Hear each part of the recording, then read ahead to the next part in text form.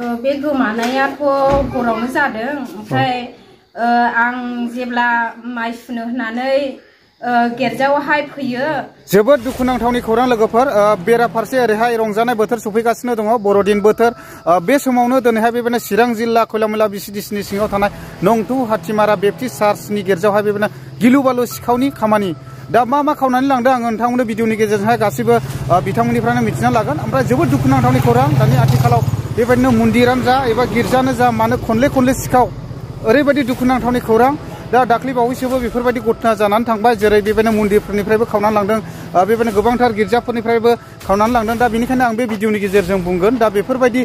गिर्जाफ्राव जेबो बुस्थुआनो दोनजाला आरोखि ना फैसा जा माबा मोनसे इन्सट्रुमेन्ट्स दामग्रा देग्रा जा जिखुनु बुस्थुखौनो खावनानै लाङो ओरैबायदि दुखुनांथावनि खौरां दिनैबो थिग बेबायदिनो हाथिमारा बेप्टिस्ट चार्च गिर्जायावहाय गोबांथार बेफोरबायदिनो दामग्रा देग्राजों लोगोसे गोबांथार बुस्थुफोर गोमादों होननानै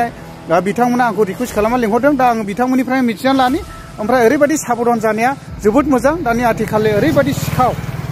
नायलांनो हागोन मा गोमादों नोंथांमोननो आं भिडिअनि गेजेरजोंहाय देखायगासिनो दङ दा फाइनालि सफैबाय आङो नाम्बार 2 हाथिमारा बेप्टिस्ट चार्च गिर्जायाव दा बिनिफ्रायनो गोमादों आरो दा आङो बिथांमोननिफ्राय मिथिनानै लानि मा गोमादों दा नैबेबायदि आरो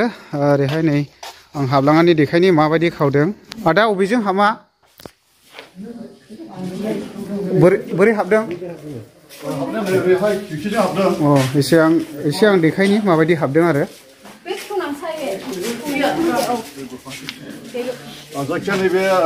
खिरखिजोंहाय बे खिरखिखौ एख'ना हाबदों बेखौहाय माने एख'नानै सिखावा माने ओरै हाबनाय जादों आरो आच्छा इयो रड गैयामोन ने आदा होनब्ला माने खिरखिया ड्रिलबो गैया रडबो गैया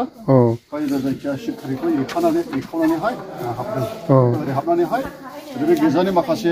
दामग्रा देग्राफोरखौहाय लानानै थाङो आरोखि आं सिङाव हाबहैनि माबायदि जेनेबा इन्सट्रुमेन्ट्सफोरखौहाय लानानै थांदों होननानै मिथिदों दा आङो नायनि इजों हाबदों ने ओमफ्राय बेखौबो एखावदों नामा बेखौ एखावदों माने ओरै हाबनानै बेखौ जोंनायखौहाय माखासे बुस्थुफोर दंमोन नालाय फैसाखौ दोनाखैमोन बिदिनो 10,000 थाखाखौहाय माने जोंबो फुलफिलावनो दोननाय जादोंमोन दानमोन नामा दानमोन सानडे स्कुलनि बे बोसोरनैनि बोसोरनैनि सोरबा थाइसे थाइनै होनाय दान गथ'फोरनि समावहाय लाबोयो होयो इसोरनो बेखौ जमा दोननाय जादोंमोन आरो बाक्सुआव थाला होनानै दंमोन नाथाय बेखौ लांनाय जादों बेखौ एखावदों ने बेखौ एखावदों बेखौ प्लासजों घन्टा थुरा ओमफ्राय जानो हागौ आथिङानो ओरैहाय बोखावथायनो हायाखैमोन बेखौ जों दा खुलिनाय जाबाय आरो एसे लांदां बे दबनायफ्रा मा बियो साबलफोरजों हाथुराफोरजों देनायनि आच्छा नै बेबायदि आरोखि बिदि एखावदों ने आच्छा ओमफ्राय ओरैहाय मा बुस्थु लांबावदों होनदों अट'पेड दंमोन ओमफ्राय मिक्सार दङ बेखौहाय लांनाय जादों आरो बे मोननै बुस्थुखौहाय मिक्सारखौ बेयाव दोननाय जायोमोन ओमफ्राय बेखौ लानानै थांबाय ओमफ्राय ओरैहाय अट'पेड दामग्रा बेखौ बेयाव दोननाय जायोमोन स्टेनल'सो सिखाव लानानै थांनानैहाय बे स्टेनाव थालांबाय आरो अट'पेडना जेनेबा मिनिमाम बेसेबांसोनि जागौमोन जेनेबा बियो 2.5 बोसोर जाबाय अट'पेडा बायनानै 62,000 जों बायनानै 62,000 नि अट'पेडमोन दा निस्सय खोनाबाय लोगोफोर बिराद दुखुनांथाव जोबोद दुखुनांथाव रंजानाय बोथोर साखाथियाव दिनै बेफोरबायदि लान्दा खान्दा खावनानै लांजोबबाय नै बियो स्टेनल'सै अनलि दा बेवहाय 62,000 नि अट'पेड खावनानै लांबाय ओमफ्राय ओरैहाय मिक्सार 2.5 बोसोरनि सिगांनो होमब्ला दा मिनिमाम बियो गैयालाबो 70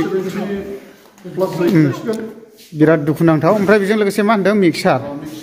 बेबो गैयालाबो 25,000 नि बारामोन बे थिखामोन बे 2.5 बोसोरनि सिगां बेखौबो जों बायना जादोंमोन मिक्सारखौबो 2.5 बोसोरनि सिगांनि दामाव बेयो 25,000 नि एसे बारामोन आरो आच्छा दा गैयालाबो 35 बिदिफोर आरोखि जोबोद दुखुनांथावनि खौरां दा नै बेफोरबायदि आरो ओमफ्राय आं माब्ला गोमादों माबायदि टाइमाव गोमादों आं बिथांमोननिफ्राय डिटेल्स मिथिना लाबावनोसै नायलांनो हागोन दायो आङो नाम्बार 2 हाथिमारा बेप्टिस्ट चार्च गिर्जानि गासैबो बेयावनो दंफैजोबसै नै दा आं बिथांमोननिफ्राय मिथिनानै लानि माबायदि टाइमाव गोमाया एबा मालानि समाव गोमाया जेनेबा बे गोमानायाथ' हरावनो जादों ओमफ्राय आं जेब्ला माइ सुनो होननानै गिर्जायावहाय फैयो ओमफ्राय बे गिर्जायावहाय जेन'बा गेटआबो मोजाङैनो दं ओमफ्राय दुवाराबो मोजाङैनो दं ओमफ्राय जेब्ला आं हाबनानै नायो अब्ला आङो नुबाय मुवाफ्रा जोंनिया आलाय सिलाय आरोखि ओरै गद्रेजआबो एखावनायनि ओमफ्राय ओरै खोरखियाबो देखावनायनि आरोखि एखावनायनि ओमफ्राय आं बेखौ नुनानै आलाय सिलाय इदि एखाव एसेखौ नुनानै आंनि बोरायखौहाय आं गाबज्रिहरदों गाबफ्रावहरदों दिनैहाय गिर्जाया मानो बिदि जाखो होननानै ओमफ्राय जेब्ला आं गाबज्रिहरनानै बेखौहाय लिंहरनानै बियो फैना नायफैयो बियो सानबाय बियो सिखावा बे मुवाफोरखौहाय लांजोब्बाय आरोखि जेराव बे फुलफेङावहाय दि फैसा दोनोमोन बेयावहाय सब समय आं नायखायो नालाय बेयावहाय फैसा दोनग्रा नालाय बिदि टिबुल मा खोबनो होननानै जेब्ला शुक्रबार बारायावहाय खोबो बे फुलफेङावहाय दोनो नालाय बेयावहायथ' फैसा दोनो नालाय ओमफ्राय दिनैहाय मानोथो बिदि जाजोबखो आलाय सिलाय होननानै खारलांनानै आं जेन' फुलफेङखौ नायो बेबो हाला ओमफ्राय बिदि हाला नुजोब्बाय नालाय ओमफ्राय दे फन हरनानै खिथाहरदो लिडारफोरनोहाय होननानै आं बोरायखौ बुंदों आरो बेखिनियानो आं नुफैनाया 3टा जास्लाबाखैमोन जेन'बा 2:30फोरसोआवहाय नुफैसनदों आरो दिनैहाय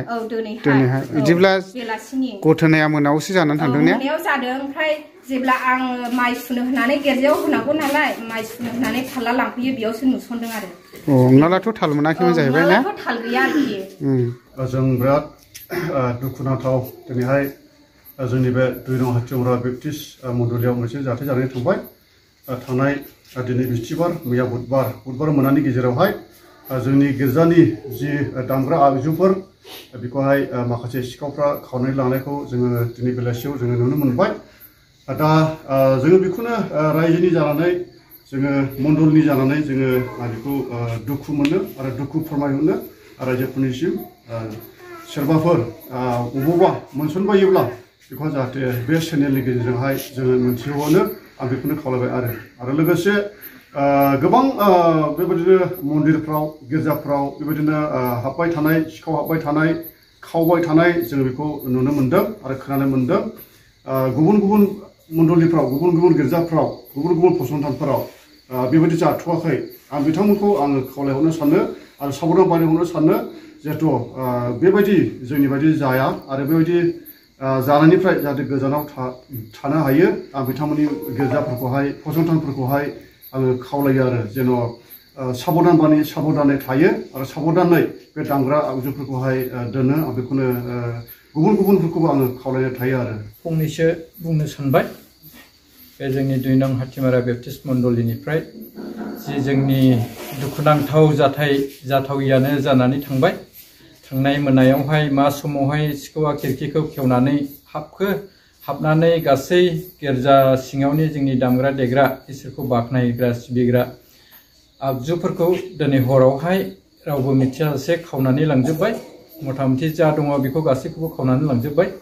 दा बेनि गेजेरजों आं बेखौनो जोंनि मण्डलिनि जानानै खावलायनो सानदों माने बे दामग्रा देग्रा बुस्थुफोरखौ बबेबा साइडनाजों जुदि सोरबाफोर फानहैनाय मानसिफोर सोरनोबाफोर जासिनाय बेफोरबादि खबरखौ मोनोब्ला अन्नानै नैबे चेनेलनि गेजेरजोंहाय बेखौहाय मोनथिहोनो थाखाय जोङो मण्डलिनि जानानै गुरैयै खावलायहरदों जेन' माने खाथियाव सोरबाफोर जुदि खबर मोनोब्ला अन्नानै खोन्थानानै हरदो आरो लोगोसे गोजानावबो हयथ' जायफ्रा लांदों बिसोरो गुबुनावबो फानहैनो हागौ बे जेसेबांखि गोजानाव लाङा मानो बायसान्सआव सोरबाफोर जुदि खबर मोनोब्ला बेफोर गासैखौबो माने एसे बेबस्था लानो थाखाय जोङो गुरैयै खावलायहरबाय जायफ्रा नाखि खावनानै लांदों बिथांमोनाथ' बेखौ फानखानोसो लांखादों बेखायनो जुदि सोरनोबाफोर जासियोब्ला फाननोब्ला अन्नानै बे चेनेलनि गेजेरजोंहाय बेखौहाय खबरखौहाय मोनथिहोनो थाखाय जोङो जोंनि मण्डलिनिफ्राय गुरैयै खावलायहरनाय जाबाय।